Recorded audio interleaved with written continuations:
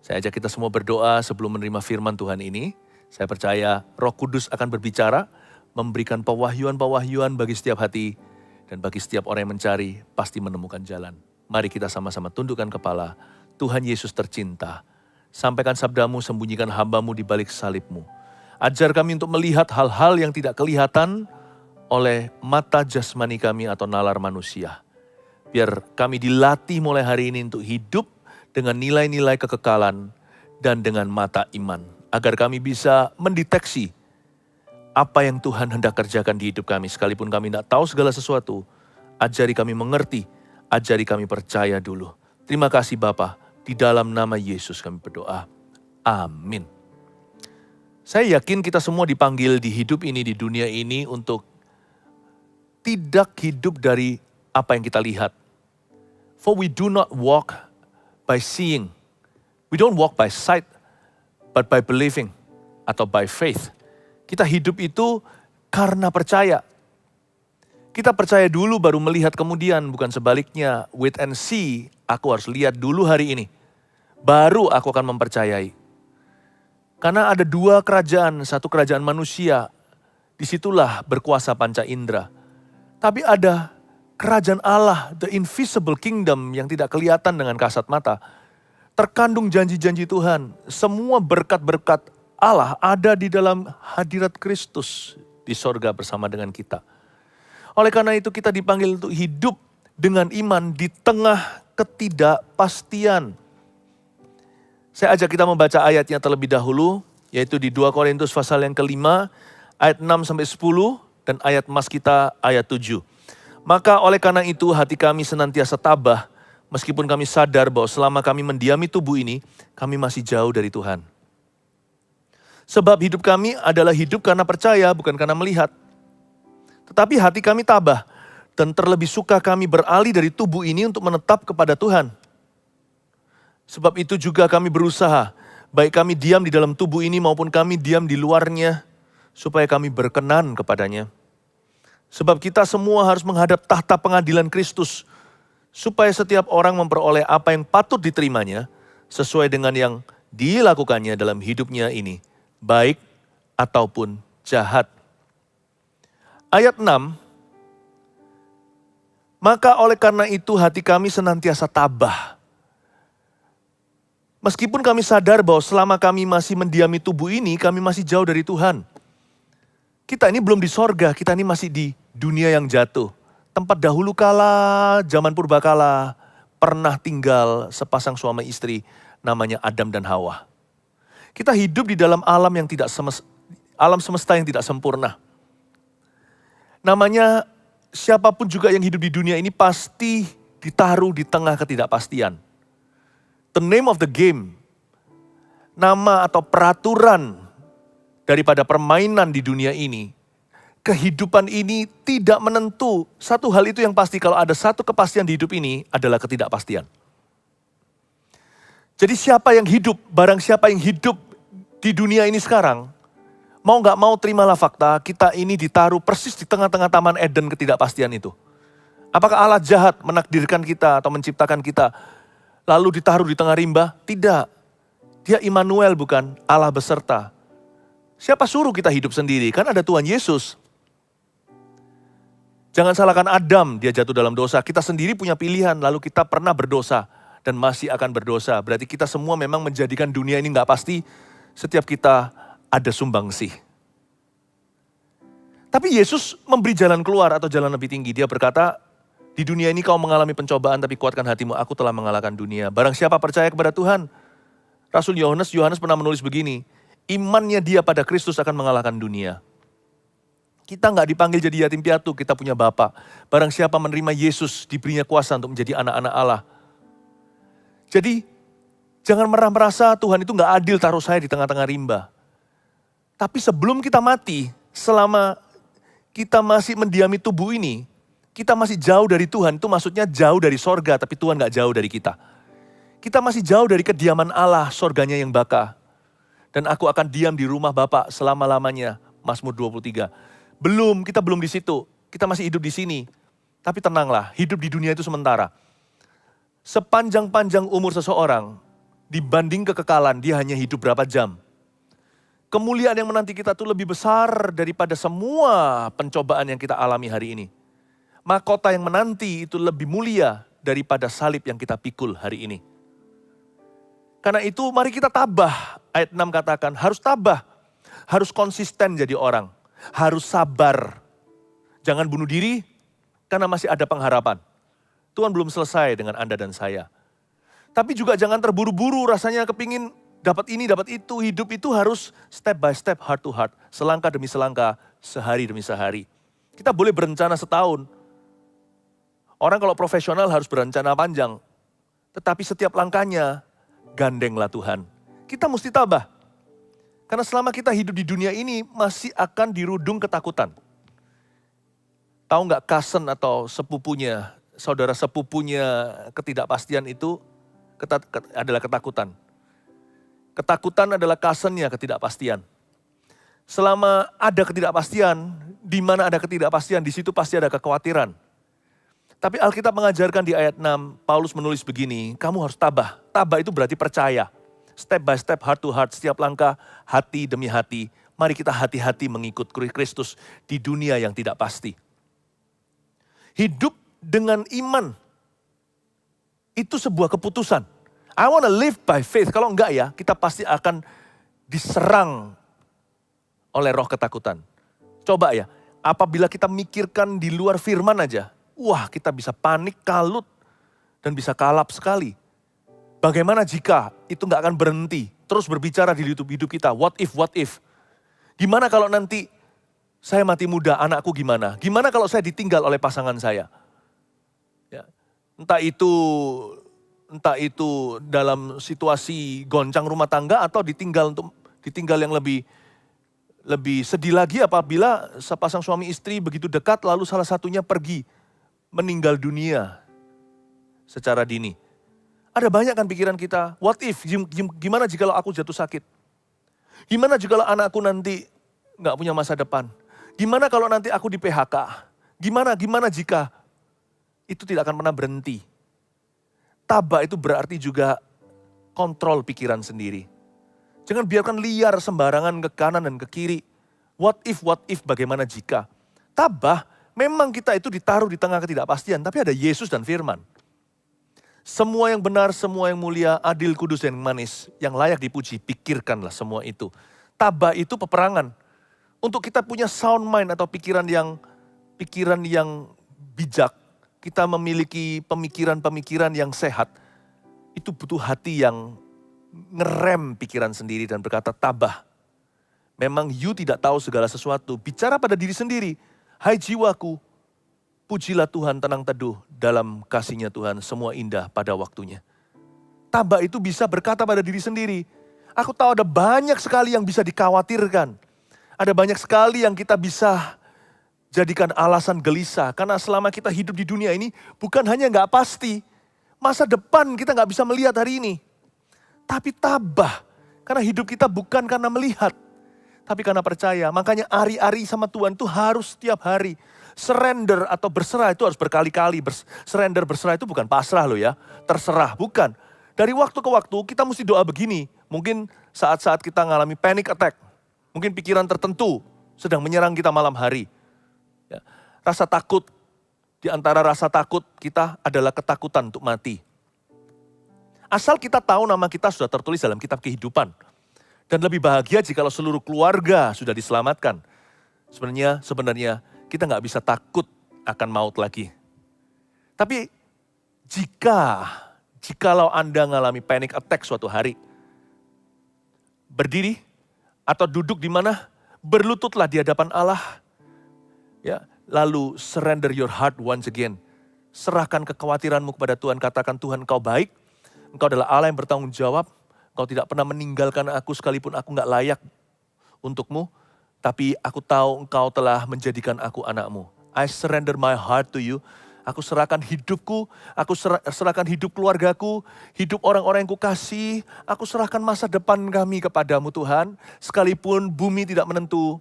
Yesus itu pasti, dahulu sekarang selama-lamanya, Dia tak pernah berubah. Pada firman-Mu yang teguh, Kutaruh dan kubangun hidupku di atas sana ya Tuhan, rumah yang tidak akan goncang atau goyang karena badai dan taufan, karena aku hidup dalam firman Allah. Serahkan hatimu kepada Tuhan lagi dan berkata, I surrender to you. Aku berserah kepadamu. Lihat, you will feel better.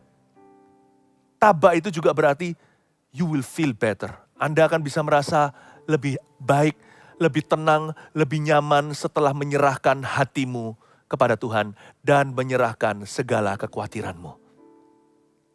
Itulah intisarinya hidup oleh percaya. Hidup dengan iman. Bukan living by sight atau hidup karena melihat. Ayat 7. Sebab hidup kami ini adalah hidup karena percaya, bukan karena melihat. Kuncinya di ayat 6, ayat 8 sekarang. Tetapi hati kami tabah dan terlebih suka kami beralih dari tubuh ini untuk menetap pada Tuhan. Memang betul sih, kalau kita mau benar-benar 100% nyaman itu hidup di sorga lebih enak. Tapi jangan panggil nama sendiri ya. Karena kematian itu adalah panggilan. Karena anak-anak Tuhan yang sudah diselamatkan, sudah dipisahkan dari maut selama-lamanya. Jadi kita ini yang sudah percaya Yesus hanya bisa meninggal dunia, sudah nggak bisa masuk ke dalam maut lagi. Kita hanya bisa meninggalkan dunia suatu hari ke tempat yang lebih bagus, ke tempat yang lebih indah, ke tempat yang lebih aman, ke rumah Bapa yang baka. Tapi jangan terburu-buru. Roh bunuh diri itu bukan dari Kristus. Itu keluar dari hati yang menyangkal Tuhan. Itu keluar dari jiwa yang main hakim sendiri atas dirinya. Di zaman ini sekarang banyak orang kena depresi.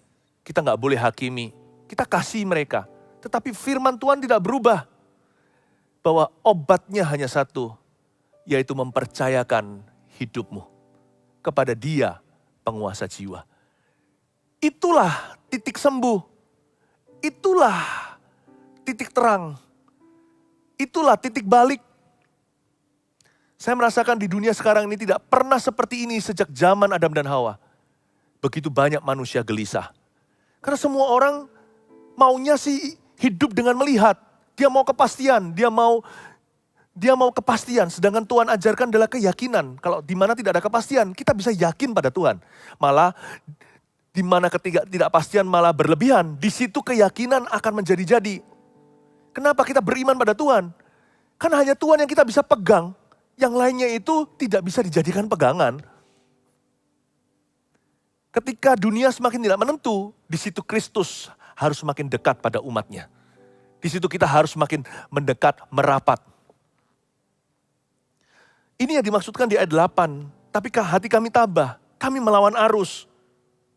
Dan terlebih suka kami beralih dari tubuh ini untuk menetap pada Tuhan. Memang lebih enak di situ, tapi apa boleh buat sekarang Tuhan suruh saya di sini ya saya harus nikmati ya kan.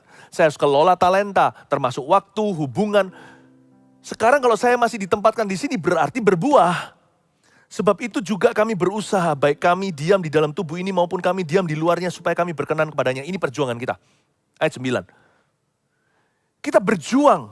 Ku berjuang sampai akhirnya. Kau dapati aku tetap setia. Ku berjuang sampai akhirnya. Kau dapati aku tetap setia. Nggak mungkin kita bisa setia kalau kita nggak hidup dengan iman. Karena untuk kita bisa sampai ke akhirnya itu, kita harus beriman sungguh-sungguh. Kita mesti tabah. Karena itu kita berusaha agar kita baik diam di dalam tubuh ini, maupun ketika di luarnya supaya kami berkenan kepadanya. Paulus berkata begini, hidup atau matiku adalah untuk memuliakan Kristus dan menyenangkannya. Hanya mau menyenangkan Tuhan. Udah, ini tanggung jawab kita. Kalau kita masih ditaruh di dunia hari ini masih hidup, apalagi masih muda, kita harus berkarya. 1 talenta jadi 2, 2 jadi 4, 4 jadi 8, yang dikasih 5 talenta pun jadi 10 kota. Kita harus berkarya. Bergembiralah karena Tuhan, maka Tuhan memberikan apa yang diinginkan hatimu. Bersukacitalah, kata Paulus. Sekali lagi kukatakan bersukacitalah. Hendaklah kebaikanmu diketahui semua orang, Tuhan sudah dekat. Kalau kita masih hidup di dunia ini berarti ada kepercayaan yang belum kelar. Masih ada sesuatu yang kita perjuangkan, ku berjuang sampai akhirnya. Kau dapati aku setia. Dan perjuangan kita dimulai dari motivasi ini. Menyenangkanmu, menyenangkanmu, senangkanmu. Hanya itu kerinduanku, menyenangkanmu, senangkan hatimu. Hanya itu kerinduanku, hanya itu kerinduanku. Kekekalan itu masih jauh seolah-olah, padahal dekat sekali loh. Detik kita bernafas terakhir, kita masuk dalam kekekalan. Baik itu sorga atau neraka, sudah menanti kita. Dan itu bukan rekayasa manusia, itu adalah firman Allah. Sadarkah Anda, perjuangan kita itu sesimpel ini setiap hari. Kita punya beribu-ribu satu pilihan, tapi sebenarnya pilihannya hanya dua dalam segala perkara. Di dalam segala sesuatu, 1001 itu hanya ada dua pilihan sesungguhnya. Menyenangkan Tuhan atau melanggar firman. Udah itu aja. Menyenangkan dia atau mendukakan hatinya. Apapun konteksnya, ribuan pilihan yang harus kita buat tiap hari minimal puluhan. Kesini atau kesana, responku gimana? Reaksi hatiku lebih baik seperti apa? Beli atau jual, kerja sini atau kerja situ, di sini lanjut atau berhenti. Menikah dengan siapa? Setelah menikah juga jaga hati. Apakah saya setia kepada istri atau suami? Sebagai orang tua juga memberikan waktu kepada anak-anaknya, selalu kita punya pilihan. Hari ini saya pulang kantor, apakah saya ketemu sama anak-anak saya, luangkan waktu kualitas atau saya HP-an? Selalu kita punya pilihan, whatever. Apapun the name of the game, apapun pilihan yang disodorkan kita, sebenarnya hanya ada dua kategorinya. Menyenangkan Tuhan alias berkenan, ayat 9 tadi, supaya kami berkenan kepadanya, atau melakukan apa yang tidak berkenan kepada Tuhan. Bahkan di area abu-abu bukan soal perkenanan, kita punya pilihan kok. Segala sesuatu halal tapi nggak semuanya berguna. Yang ini lebih berguna dari yang itu, aku pilih ini atau pilih itu. Hidup dengan iman itu nggak sama sekali, bukannya sama sekali kita nggak melihat kok. Hidup dengan iman itu kita setiap hari melihat dua pilihan. Siapa bilang hidup dengan iman itu buta? Tidak melihat apa-apa, salah. Hidup dengan iman itu mengoreksi hati. Kita sebenarnya tiap hari melihat sesuatu. Kita melihat kanan atau kiri. Kita jalan lurus atau kita melenceng ke kiri dan ke kanan. Selalu punya pilihan. Dan Paulus berkata, hidupku bukan karena melihat tapi karena percaya. Dan ini keputusanku dalam segala perkara, yaitu supaya kami berkenan kepadanya. Sebab kita semua harus menghadap tahta pengadilan Kristus. Supaya setiap orang memperoleh apa yang patut diterimanya sesuai dengan apa yang dilakukannya dalam hidupnya ini. Baik ataupun jahat. Hidup dengan iman itu berujung pada pengadilan Allah. Tahta pengadilan Kristus berujung pada upah. Dan kita tahu bahwa kita telah diselamatkan dari hukuman kekal karena pengorbanan Kristus. Dan ketika kita terima Yesus, kita sudah luput dari maut. Tapi sekarang kita sedang mengejar upah. Bukan karena kita itu ingin dapat berkat, bukan mengejar sesuatu yang duniawi. Upah di sorga itu maksudnya kemuliaan Allah. Mahkota kehidupan. Setiap orang yang living and walking by faith. Setiap manusia Allah yang hidup dan berjalan dengan iman. Mau gak mau, matanya tertuju pada kekekalan. Setiap hari kita disodorkan pilihan, berkenan pada Tuhan atau bukan. Tapi apapun yang kita lakukan, carilah perkara-perkara kekal di dalamnya. Jangan hidup berlalu begitu aja. Sekolah, lulus, kuliah, lalu menikah, kerja, punya anak, cucu, punya rumah, mati, meninggal dunia, sia-sia. Tanya pada dirimu sendiri, apa perkara kekal hari ini yang bisa kuperjuangkan? Di tengah-tengah aku mengarungi kehidupan yang tidak pasti. Dan belajar untuk berkreasi dan berkarya dan bertanggung jawab dengan hidup ini. Tuhan pasti akan menunjukkan perkara-perkara kekal itu akan menghiasi hidupmu setiap hari. Jikalau hatimu mencari Tuhan sungguh-sungguh, kita akan memperoleh dan mendapatkannya. Kita akan menemukannya. Sebab mata setiap orang yang hidup dengan iman harus tertuju pada tahta pengadilan Kristus. Dan apapun yang kita lakukan, pastikan kita memilih apa yang berkenan kepada Tuhan. Bukan hanya apa yang berkenan, tapi apa yang berguna, bukan hanya apa yang halal. Pilih-pilih mana yang produktif, mana yang beneficial, yang bisa menguntungkan orang lain. Contohnya, yang praktisnya, simpelnya. Kalau saya suruh main game sendiri juga bisa kan, namanya me time. Namanya saya kepingin sekali untuk relax sometimes. Kadang-kadang untuk relax. Tapi daripada saya main begini, dengan kalau saya main dengan anak-anak saya yang interaktif, yang bisa interaktif, saya pilih yang interaktif. Kalau yang begini membuat saya menyendiri. Yang begitu, meskipun ini seolah-olah tanda kutip sia-sia, permainan biasa, tapi saya bisa punya waktu luang, saya bisa punya waktu kualitas dengan anak-anak saya untuk menikmatinya bersama. Dua-dua halal, saya pilih yang satunya. Karena yang satunya itu lebih ada nilai tambahnya. Ada interaksi antara saya dengan orang lain. Saya kasih contoh, pilihan-pilihan kita itu nyata, praktis sekali. Biarkan firman yang saya bagikan ini aplikatif pada akhirnya. Anda bisa menjadi orang yang lebih smart dalam pilihan karena hatimu bijaksana menghitung hari-hari. Nah selain itu, motivasi kita harus bersih.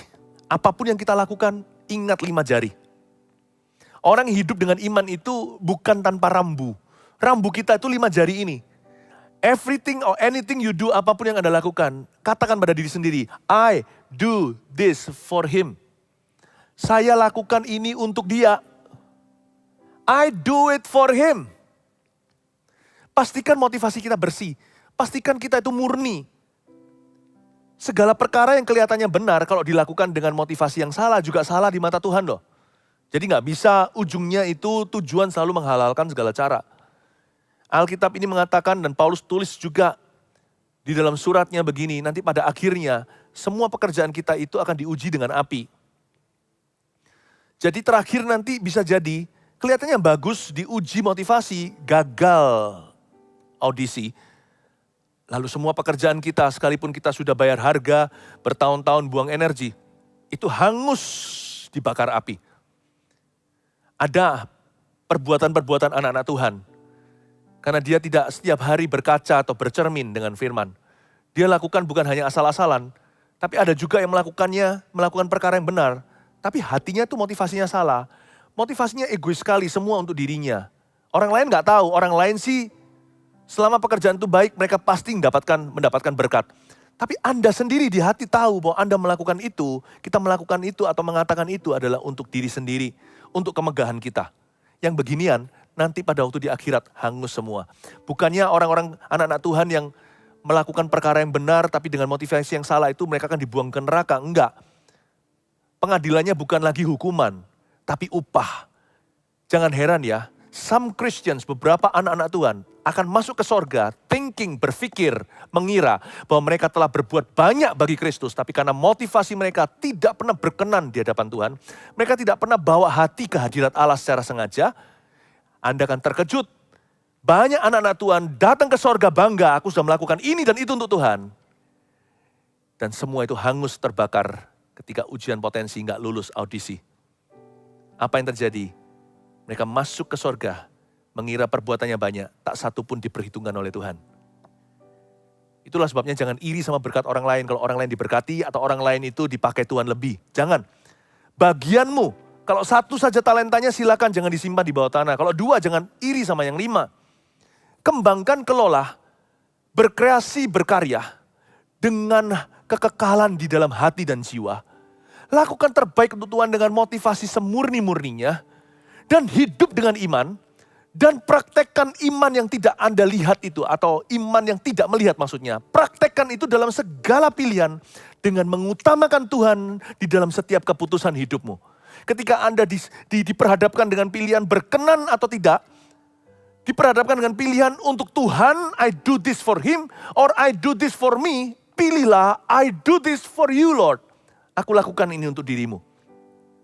Praktekkan iman yang gak melihat itu dalam keputusan sehari-harimu. Keputusan kecil hingga keputusan yang besar. Dan pastikan seperti Paulus katakan, orang yang hidup dengan iman di tengah-tengah ketidakpastian. Satu hal yang pasti, hidup boleh gak menentu, tapi hatimu tentukan sendiri. Motivasi apalagi. Ketidakpastian itu di luar, di dalam ini sudah pasti. Kristus sudah beli, sudah no negosiasi, sudah finalisasi. Aku akan memilih apa yang memuliakan Tuhan dan menyenangkan Dia. Bukan apa yang melanggar firman-Nya dan mendukakan hatinya. Itulah praktisnya hidup dengan iman. Living by faith, not by sight. Mempraktekannya lewat keputusan hidup. Mengutamakan Kristus, bukan kepentingan pribadi. Kalau kita bisa praktekkan ini, you're living by faith, hidupmu dengan iman itu, di tengah dunia yang tidak pasti ini, akan penuh dengan berkat-berkat ilahi. Siapa bilang hidup tidak melihat itu? Tidak melihat sama sekali. Siapa bilang hidup karena percaya tidak melihat sesuatu? Saya melihat sorga di ujung sana. Saya harus hati-hati berjalan hari ini. Saya melihat pilihan yang persis di depan mata saya. Sorga long term. Sorga itu jangka panjangnya. Jangka pendekku adalah keputusan yang persis diperhadapkan di depan saya. Saya harus memuliakan Tuhan dan menyenangkannya. Itulah intisari hidup oleh karena percaya. Haleluya. Oh haleluya. Lebih dari para penjaga mengharap fajar pagi,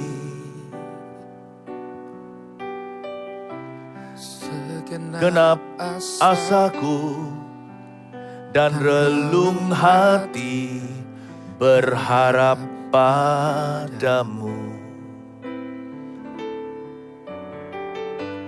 Walau ku tak dapat melihat jalanmu,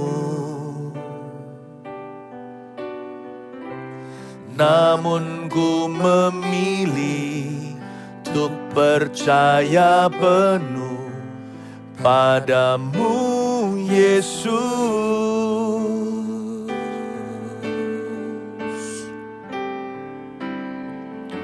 Ku percaya akan janjimu,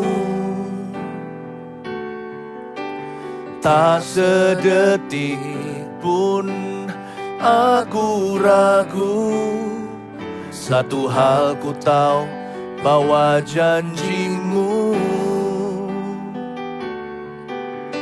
tak akan pernah lekang oleh waktu.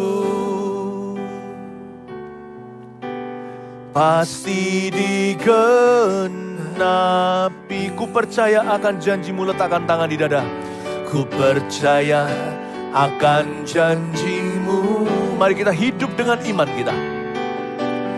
Tak sedetik pun aku ragu. Satu hal ku tahu, bahwa janjimu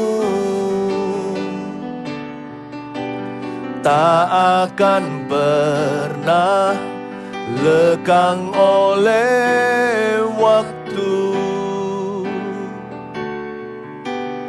Pasti digenapi,